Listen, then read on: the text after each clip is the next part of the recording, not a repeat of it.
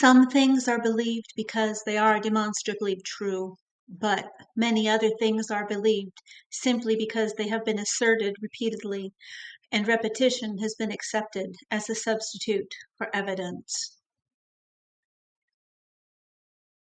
This right here, what we're seeing is what happens when violence becomes part of a political conversation. When actual TV networks air over and over clips that encourage people to see the other side not as neighbors that we might disagree with, but as enemies that need to be destroyed, as the threat to society. And you've seen it, I have no doubt. We all have seen this. People in the media saying these people are a threat, these people are dangerous, maybe some violence is justified. And it's not fringe anymore. This is mainstream. And there are thousands of these clips out there aired to millions of people, kind of nudging, suggesting, maybe planting seeds that maybe a fist, maybe a bullet is a legitimate form of political debate. You with the temptation to run up and wring her neck. Biggest terror threat in this country. I'd like to punch him in the face. I said if we were in high school, I'd take him behind the gym and beat the hell out of him. Punch some people in the face. When was an actor assassinated a president? They're still going to have to go out and put a bullet in Donald Trump, and that's a fact. Here's the irony, and what I think is a absolute concrete law of history. It's concrete law. The minute that your ideas require violence to enforce or spread, they're already completely bankrupt. You can't argue with a gun. You can only kill with it.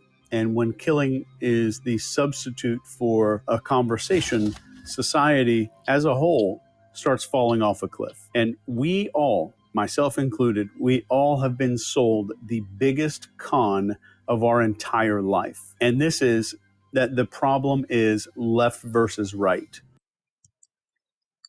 The problem is not left versus right.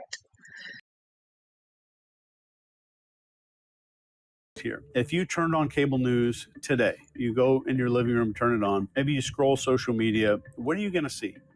The absolute fringe.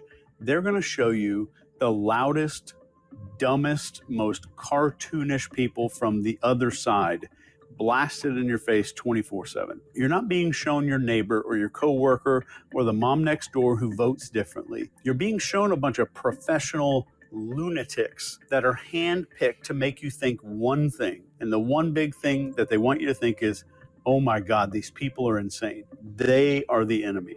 That's the reason that we're going downhill. And none of this is an accident. This is word for word textbook psychological operations. And military psyops manuals literally describe how you isolate a target audience, then you pump them full of a bunch of outrage, you create a tribal us versus them identity. This is straight out of a psyops textbook. So why would we want to do this? Or why would psyops want to do this?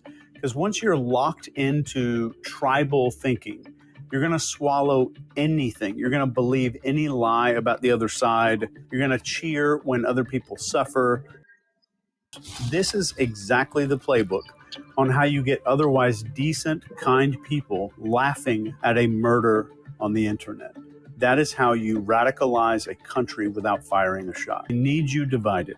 They have to have you blind and full of rage, because a united, sane, connected public is the one thing that they actually feel. Sane, connected public is the one thing they actually fear.